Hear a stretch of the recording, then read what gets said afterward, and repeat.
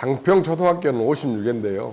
장평초등학교가 1918년인가 생겨가지고 2018년도에 장평초등학교 100년 됐는데 장평초등학교를 빛낸 5인의 한 명 중에 제가 선정됐습니다. 그래서 가서 상을 받은 적도 있고요. 장평중학교는 27회이고 동신고는 16회입니다.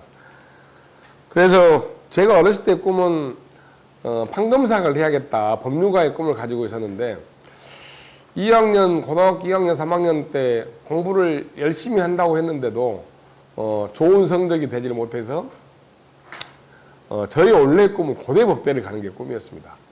고대법대를 가는 게 꿈이었고 또 재수하면서 한양대 법대를 가는 게 꿈이었는데 한양대 법대를 가지 못하고 호남대 법대를 좋은 성적으로 가게 됩니다.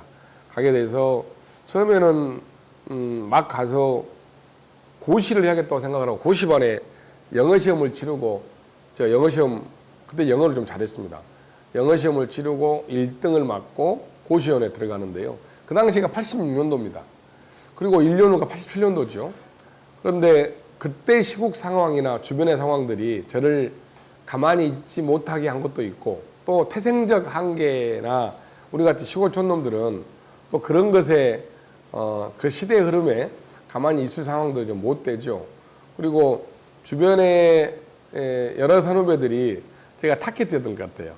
저놈을 그런 거 있습니다. 저놈을 어떻게 잘 해서 학생운동을 했던 팀들은 잘 알 이야기인데 그래서 이제 이 사람을 하나씩 이렇게 섭외해가지고 만들어가는 과정인데 저는 그 당시에 이제 호남대학 고시반에서 고시 공부를 열심히 하는 상황에 87년 6월 항쟁이 터지고 호남대학교에 학원 민주화 투쟁이 가열차게 생기기 시작합니다.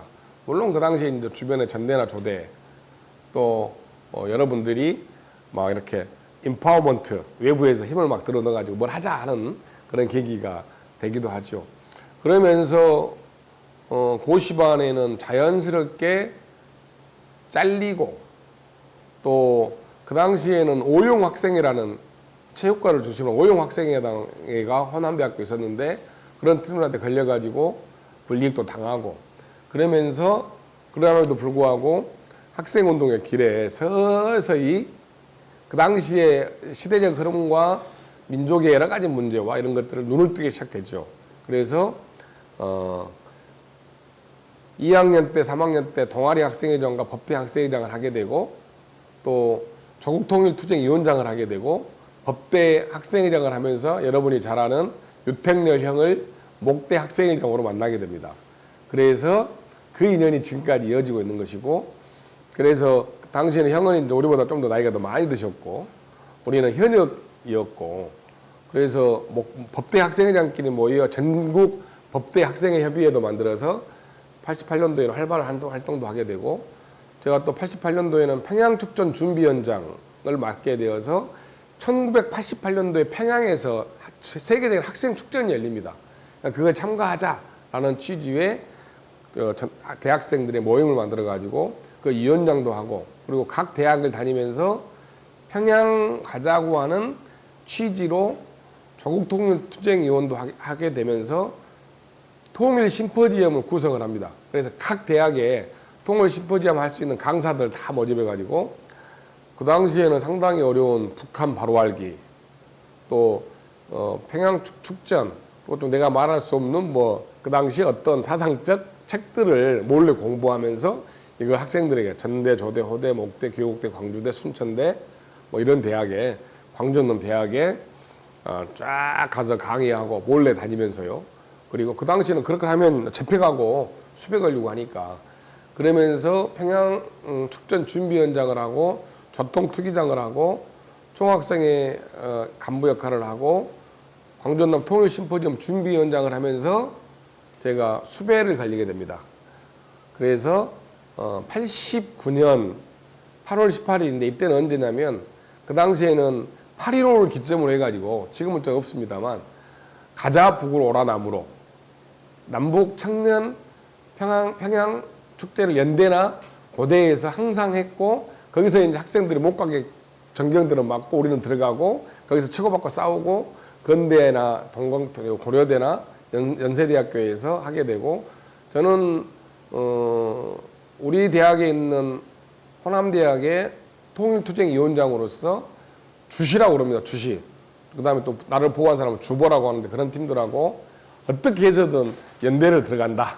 어떻게 해서든 고대를 들어간다. 이것이 그 당시에는 그럴 때였고 그걸 끝나고 돌아와서 8월 18일 날 호남대학교에서 택시를 타고 가는 길에 구안기부 사거리에서 누가 저를 신고해가지고 4명이 재패해서 교도소를 들어가게 됩니다. 그 들어갈 때 그때가 8월 15일 날 임수경이가 평양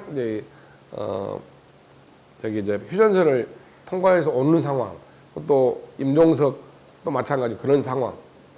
누굽니까? 문익환 목사님 가서 또 임수경 데려오고 뭐 이럴 시기적 상황 아닙니까? 그래서 저는 이제 평양 축전과 조통특위 관련해 가지고 그 관련으로 1989년 8월 18일 교도소에 잡혀 들어가게 됩니다. 그 전에 중요한 이야기가 하나 있는데요. 저희가 방금 이야기했던 것처럼 1989년 5월 10일 날 우리가 같이 공부했던 전대, 조대, 호대, 목대, 순천대 강사들이 호남대 앞에 있는 모텔에서 몰래 공부를 하고 있었거든요. 근데 갑자기 서부서 대공과가 우리를 잡으러 온 거예요. 그래갖고 꼼짝없이 잡혀가지고 그 당시에는 상상도 못할 책들이 우리한테 있는 겁니다. 그러니까 밖에서 볼 때는 불온서적이고 우리가 볼 때는 남북을 바로하기 서적이고 내가 구체적으로 말하기는 어렵습니다만 그리고 뭐 내가 그 당시에 평양축전 가자고 할 때였으니까 뭐 시국적으로 보면 우리는 바로 국가안보법이나 체제를 전복하려고 하는 완전 나쁜 놈들의 그 책을 다 가지고 있는 거죠. 문건을 다 가지고 있고 하니까. 근데 우리 5월 10일 날 걸려본 거예요. 서부서 가가지고 대공과에 가가지고 우리는 우리 죽었다. 한 8명 잡혔어요. 근데 그때 뭔 일이 생겼냐면요. 이철규 열사가 그 당시에 사수원지에서 시체로 떠오릅니다. 근데 그때 당시에 어떤 누구 기자가 알았는 거 몰라도 학생들 8명이 잡혔다는 거예요. 그러니까 서부서에서 깜짝 놀란 거예요. 이것이 더 큰 문제가 돼가지고 우리는 그때 당시에 이제 완전 기획 수사를 해가지고 우리가 큰 판을 만들어도 될 중요한 건인데 뭐 전도조도 다 있었고 내가 누구 이야기를 하면 누구누구 다 있었던 애들인데 그게 어디에 묻혀버리냐면 이철규 여사 사건에 묻혀버린 거예요. 이철규 사건에 묶어버리니까 우리를 데리고 있을 상황도 못 되고 야 이거 저희들끼리 하는 것만 들었는데 야 이거 잘못하면 큰일 나겠다. 이것도 애들 다 놔두고 보내주고 나중에 잡아들이자. 그래가지고 우리 5월 12일 날 나왔어요. 이철규 형 때문에. 나는 왜 철규 형이라고 하냐면 제가 이철규 열사한테 학습을 받은 우리 선생입니다. 철규 형이. 그러니까 이철규 열사의 후배들이 호남대학교에 몇 명이 있는데 그중에 제가 제자예요. 제자. 그러니까 나한테 학습을 시킨 선배예요. 철규 형이.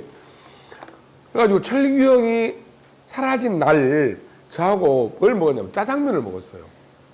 호남대학교 밑에 있는 조그마한 중국집 호심당인가 뭔 중국집에서 나하고 짜장면을 먹었는데 짜장면 안 나오고 다른 게 나온 거예요. 다른 게 나왔다고 자꾸 그래요. 근데 당시 저는 경찰에 가서 그런 말을 막 하고 싶었는데 제가 그 당시에 수배에 걸린 상황이었거든요. 내부 수배가 걸려가지고 나를 잡으러 다닌 상황인데 우리는 뜬금없이 5월 10일 날 재판 나오긴 했지만 이철규 열사의 그 증언을 내가 할 수 없는 상황이 돼서 저는 이제 증언이나 이런 걸 못했지만 어쨌든 철규 형 때문에 처음에는 나왔고 지속적으로 우리를 감시하고 있는데 우리는 그 덫에 걸려서 8월 18일 날 걸려가지고 들어갔고 이런 대학 생활이 있었습니다.